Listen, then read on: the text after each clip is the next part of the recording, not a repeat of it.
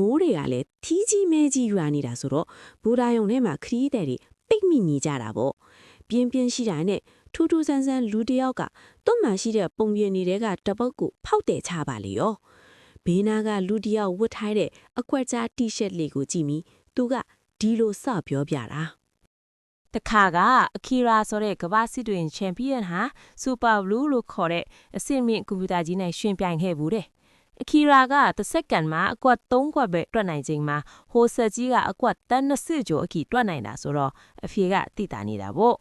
ပရိသတ်တွေအများကြီးရှိမှဖိအားတွေပြီးနောက်ဆုံးတော့အကီရာကမြန်ရှုံးနေကြောင်းဝန်ခံလိုက်ရတယ်အဲ့ဒီမှာရင်ပွဲစီခြင်းသူက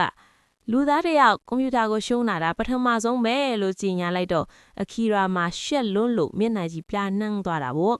အဲ့ဒီကစပြီးအရှက်ရလွန်းတဲ့အခီရာဟာစစ်တူရင်လောကကကြီးပျောက်ချင်းမလားပျောက်ကွယ်သွားတော့တာပဲ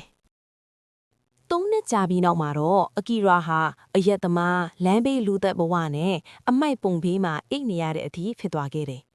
တနေ့တော့လူမိုက်တွေရောက်လာပြီးသူ့ကိုအတိတ်ဓမ္မဖမ်းခေါ်သွားရောရောက်သွားတာကတော့ခြောက်ချားစရာကောင်းတဲ့ရုပ်တုတွေပြီးနေတဲ့အင်ကြီးတဲ့အင်စီပေါ့အဲ့ဒီမှာတုတ်ကောက်တဲ့အဖိုးကြီးတယောက်ကအကီရာကိုစောင့်နေတာအဖိုးကြီးကမင်းဟာတစ်ချိန်ကဒန်နာယီလာချန်ပီယံမလားလို့မေးပြီးမိတ်အကီရာကညင်းတာပေါ့ဒါပေမဲ့အဖိုးကြီးကအကီရာအကြောင်းအကုန်သိနေတယ်အကီရာဆက်ရှုံတုံးကသူကိုယ်ရအများကြီးငွေကြီးဆုံရှုံခဲ့ရလို့အလိုအစားအနေနဲ့သူ့ကိုစစ်တူရင်ပြန်ကစားခိုင်းတယ်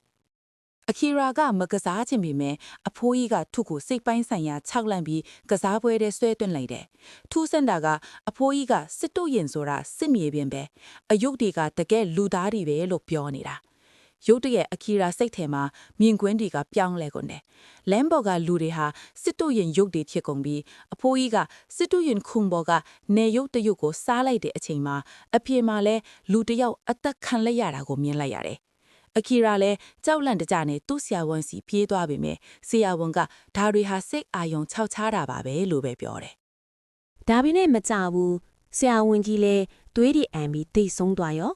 အကီရာဘဝတွေကိုစစ်တူရင်ကစားပွဲကတကယ်လက်တွေလို့ဝင်ရောက်ခြောက်လန့်လာတာသူ့ကားကလည်းဘီရှော့လိုမျိုးထောင်းဖြတ်တဲ့မောင်းလို့ရတော့တယ်သူ့အိမ်ကိုလည်းရောင်းချခံလိုက်ရပြီစစ်တူရင်မှာရုတ်အစားခံလိုက်တဲ့သဘောပေါ့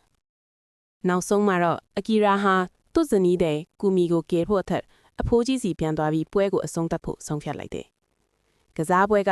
ကွင်းပင်ကြီးထဲမှာလူသားတွေကိုရုပ်တုတွေလောက်ပြီးကစားတဲ့ပွဲပေါ့။အကီရာနိုင်ဖို့အသက်ဆိုရင်သူ့မိန်းမကူမီကိုအသေးခံရမယ့်အခြေအနေရောက်လာတယ်။ဘယင်းဆိုတာမိဘခွေကိုကာကွယ်ရမယ်လို့ဆုံးဖြတ်လိုက်တယ်။အကီရာဟာနိုင်ကွက်ကိုမရွေးပဲသူ့မိန်းမကိုကယ်ဖို့အတွက်သူ့ကိုယ်သူအနစ်နာခံတဲ့အကွက်ကိုရွေးလိုက်တယ်။သူအသက်ခံလိုက်ရတဲ့အချိန်မှာအားလုံးကလက်ထုတ်တီးပြီးထွက်လာကြတာပေါ့တကယ်တော့ဒါဟာအခီရာရဲ့စိတ်တရားကိုကုသပေးဖို့ဆရာဝန်တွေအဖိုးကြီးနဲ့သူ့ဇနီးတို့ပူးပေါင်းပြီးဖန်တီးထားတဲ့ shock therapy လို့ခေါ်တဲ့ကုထုံးကြီးဖြစ်နေတာအဖိုးကြီးက super blue ဆက်ကြီးကိုတီထွင်ခဲ့သူဖြစ်ပြီးအခီရာကိုအဲ့ဒီဆက်နဲ့ပြန်ကစားစေချင်လို့ဒီပြက်ဆက်ကြီးကိုကပြခဲ့တာပါအခီရာဟာအဲ့ဒီပွဲမှာအရှုံးကိုရွေးခဲ့ပြီးမြင်တကယ်တမ်းမှာတော့သူနိုင်သွားခဲ့ပါတယ်ဘာလို့လဲဆိုတော့ကွန်ပျူတာဆိုတာစွန့်လွတ်အနစ်နာခံမှုနဲ့အချစ်ဆိုတဲ့ခံစားချက်ကိုတွက်ချက်လို့မရနိုင်လို့ပါတယ်။အခီရာရဲ့ထင်မှတ်မထားတဲ့အကွက်ကြောင့်စက်ကြီးဟာ error တက်ပြီးလောင်ကျွမ်းသွားခဲ့ပါတော့တယ်။ဒီပုံမေးလေးကတော့ဒါပါပဲ။အခီရာလည်းသူ့ဇနီးနဲ့ပြန်ဆုံစည်းပြီးချန်ပီယံဘဝကိုပြန်ရသွားတာပေါ့။ဒီလိုစိတ်ဝင်စားဖို့ကောင်းတဲ့ပုံမေးလေးနောက်ထပ်နားထောင်ခြင်းရင်တော့ကျွန်တော်ကို follow လုပ်ထားဖို့မမေ့နဲ့ဦးနော်။